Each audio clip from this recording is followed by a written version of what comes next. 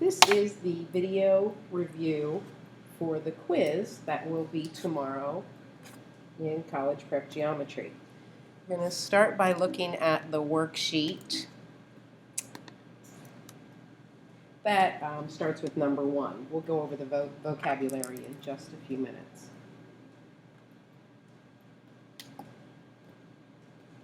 Okay, it says, what is the intersection of planes E, F, G, and H?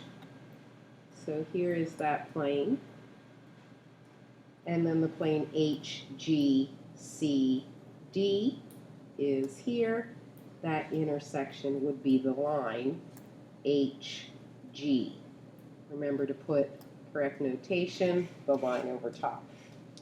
Next it asks you, what is the intersection of H, D, E, H, and G, H? So HD is here, EH is here, GH is here. That intersection would be the point H. The next question asks you, what is the relationship between EA is here, and HD is here, and that relationship is they are parallel.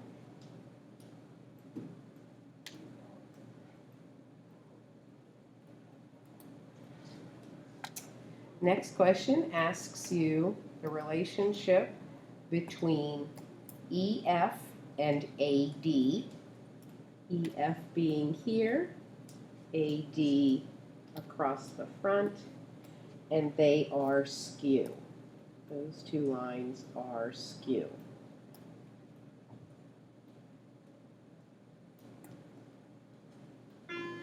Then number 5 says list a pair of parallel planes.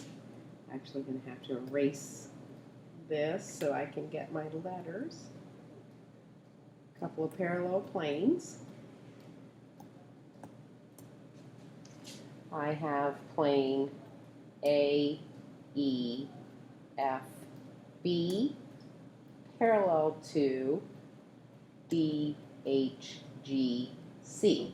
Remember, if you choose, you can use 3 letters instead of 4. You also have 2 more sets of parallel planes. If you looked at that, you would have E, H, D, A parallel to F, G, C, B. So we have the left and right, the front and back. Then you would also have the top and bottom, which would be that E, F, G, H parallel to A, B, C, D. Next are those always, sometimes, never questions. So remember to pay attention to that very carefully and see if you can come up with some examples. 2 lines with, that should take out that R, 2 lines with the same slope are parallel. Well, we know 2 lines with the same slope are sometimes parallel, but we can have 2 lines that have the same y-intercept. They would be concurrent lines or the same line, so that would disprove that they are always parallel. So that would mean that they are sometimes parallel. 2 lines blank intersect at a point. 2 lines always intersect at a point? What about parallel lines? 2 parallel lines wouldn't intersect, so that is sometimes. 1 line can be drawn between 2 points. That's always. The intersection of 2 planes is always a line. When you have those 2 planes come together, it's always a line. Simplifying radicals. The first thing you want to test on your calculator anytime you look at a radical is ask yourself, is this a perfect square? Remember, I told you should know those first 15 perfect squares so that you can actually look at these and determine that without a calculator. If you can't remember, Then put that in your calculator. It comes out to be an integer, which this does, or a whole number. It's 15. B, remember we're going to break that down into a perfect square and a non-perfect square. So this is 25 times 6, which becomes 5 square root of 6. C, remember to add first and then take the square root. So this becomes the square root of 34. 34 cannot be factored into a perfect square and a non-perfect square, so it's just the square root of 34. D, square each term first.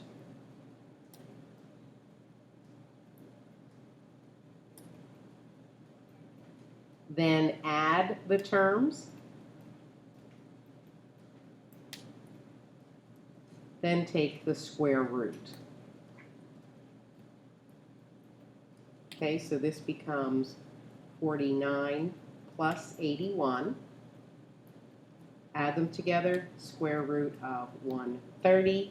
And again, 130 cannot be factored into a perfect square and a non-perfect square, so it remains the square root of 130. Next is looking for patterns, and you're asked to determine the next two terms in the sequence.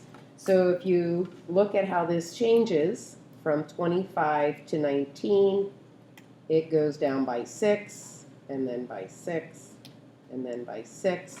So you should get the next term is 1, and the term after that would be minus 5. B, if you looked at B to determine how it changes from one to the other, from 1 to 2, it's multiplied by 2. From 2 to 4, multiplied by 2. 4 to 8, multiplied by 2, and so on. So the next two terms would be 64 and 128.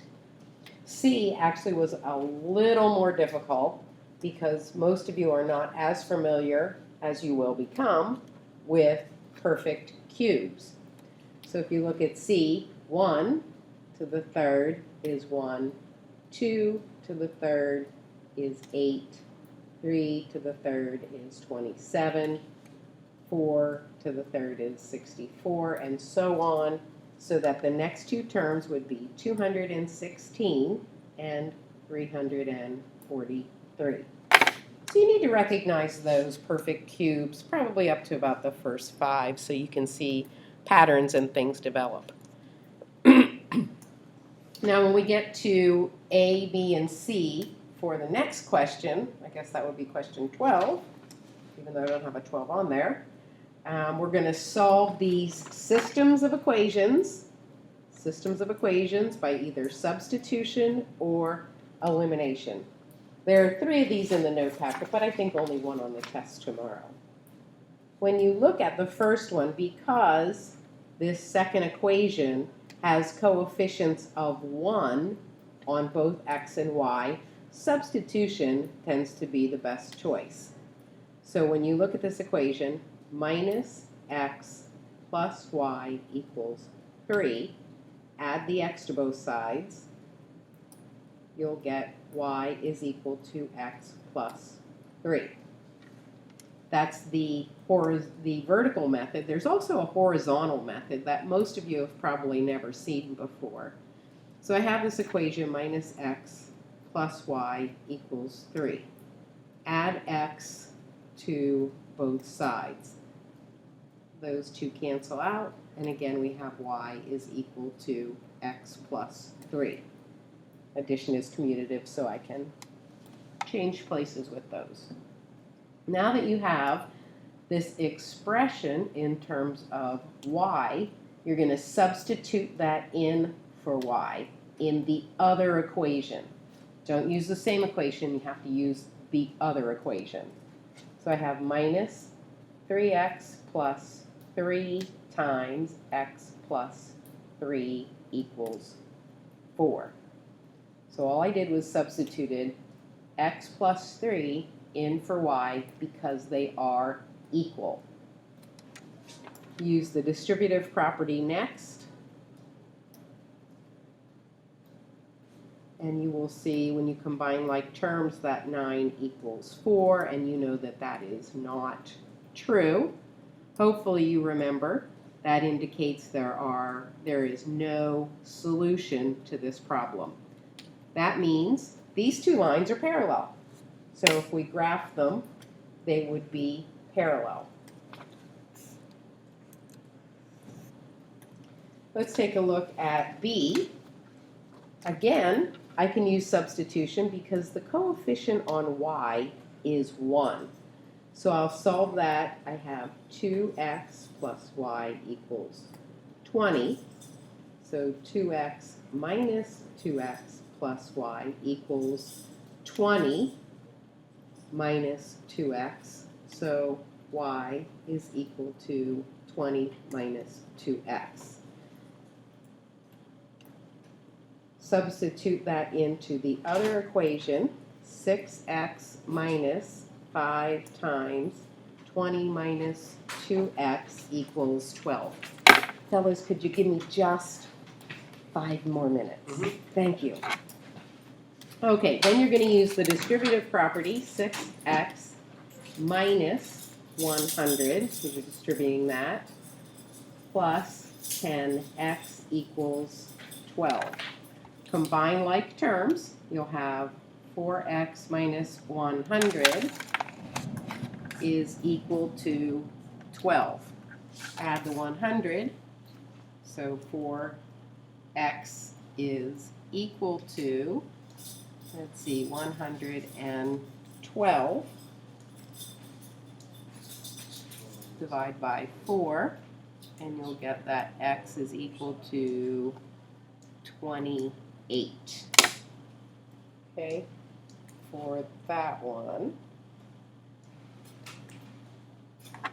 Sorry, let me take a look at that again. I just want to make sure I'm correct on this one. I want to check my work because I was a little interrupted.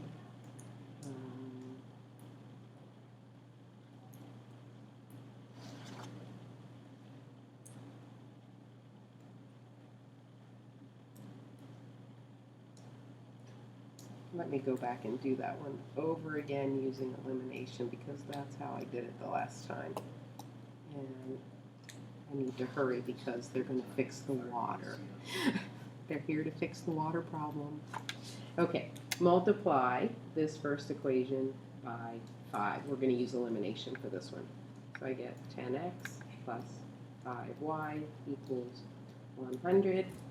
And I have 6x minus 5y equals 12. Oh yes, this will work out exactly the same. So 4x is equal to 112. So x is equal to 28. Substitute that back into one of the original equations. 2 times 28 plus y equals 20. So I get 56 plus y equals 20. Subtract the 56. And you'll get y is equal to negative 36. So my solution hopefully is 28, negative 36. One more, and I think we're done with this part, and then I'll do another video a little later today on the vocabulary words. Multiply this second equation by minus 4. Leave the first one alone, so I have minus 4x minus 15y equals negative 17. Then I'm going to have 4x minus 20y equals 52. Add those together, you eliminate the x's, I get minus 35y equals 35, so y is equal to negative 1. Substitute that back into one of the original equations, minus x plus 5 times minus 1 equals negative 13. So minus x minus 5 equals negative 13, minus x equals 8, so x equals negative 8. Okay. No, sorry about that. Positive 8. So the solution is 8 minus 1. Thank you, and I'll load up another video after school on the vocabulary words. Thank you.